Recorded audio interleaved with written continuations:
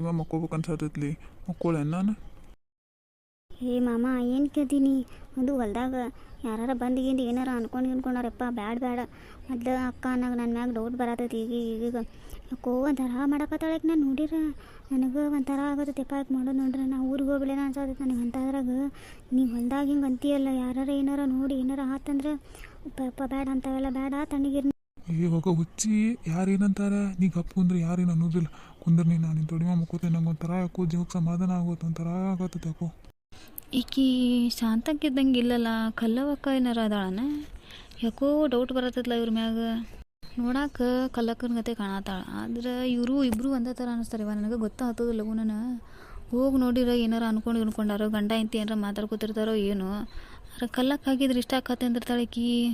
ಮಾವ ಆದರೂ ಏನಾಯ್ತು ಇಷ್ಟ ಹತ್ತನಿಂದ ಅಂತದ್ದು ಏನಿರ್ತೈತೆ ವಾ ನಮ್ಮವ ಹತ್ರ ಹೋಗ್ಲಿ ಬ್ಯಾಡು ಏನು ತಿಳಿವಾತಲ್ಲ ನನಗರ ಅಯ್ಯೋ ದೇವ ಫೋನ್ ತರಬೇಕಿತ್ತು ನಾ ಫೋನ್ ತಂದಿರ ರೆಕಾರ್ಡರ ಮಾಡ್ಕೋತೀನಿ ಇದೇನಾತ ಮಾರಯ್ಯ ಪಾಪ ಶಾಂತಕ್ಕನ ಜೀವನ ಚೇ ಚೇ ಚೇ ಚೇ ಚೇ ಚೇ ಚೇ